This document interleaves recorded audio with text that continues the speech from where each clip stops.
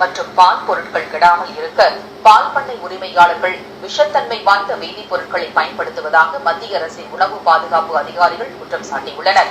பல்வேறு மாநிலங்களில் பரவி கிடக்கும் பால் பதனப்படுத்தும் ஆலைகளை கடந்த மாதம் சோதனையிட்டதில் பால் கெடாமல் இருப்பதற்காக ஹைட்ரஜன் பெராக்சைடு, பொட்டாசியம் ஹைட்ராக்சைடு என்ற வேதிப்பொருட்களை அவர்கள் பயன்படுத்தி இருப்பது கண்டுபிடிக்கப்பட்டிருப்பதாக அதிகாரிகள் கூறினர். இதில் ஹைட்ரஜன் பெராக்சைடு என்பது தலைமுடியை பளபளப்பாக்கும் பிளீச்சிங் பொருள் என்று தெரிவித்த அவர்கள், சோப்பு தயாரிக்க பயன்படுத்தப்படும் பொட்டாசியம் ஹைட்ரேட்டும் பாலில் கலக்கப்பட்டிருப்பது கண்டறியப்பட்டதாக அதிர்ச்சி ஊட்டினர். பாலில் ஹைட்ரஜன் பெராக்சைடு கலக்கப்பட்டிருப்பது இப்போதுதான் முதலாக கண்டுபிடிக்கப்பட்டிருப்பதாக கூறிய அதிகாரிகள், இவற்றை உட்கொண்டால் வயிறு கெடுவதோடு சிறுநீரகமும் பழுதாகும் என்று எச்சரித்தனர். இவை ஒருபுறம் இருக்க, பாலில் இருந்து தயாரிக்கப்படும் பனீர், மாமா உள்ளிட்டவற்றின் தயாரிப்பின் போது அர்ஜிமோன் எண்ணெய் என்ற ஒருவித விஷ எண்ணெய் உபயோகப்படுத்தப்படுவதாகவும் அதிகாரிகள் சுட்டிக்காட்டியுள்ளனர்.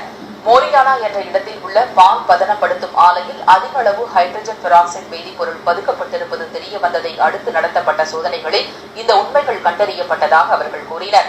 10 லிட்டர் பாலில் 200 மில்லி லிட்டர் பாலே தூய்மையான பால் என்று தெரிவித்த அவர்கள், சிந்தட்டிக் மில்க் எனப்படும் செயற்கை பாலில் நுரைத்தன்மையை ஏற்படுத்த சோப்புத்தூள் பயன்படுத்தப்படுவதாகவும் எச்சரிக்கின்றனர்.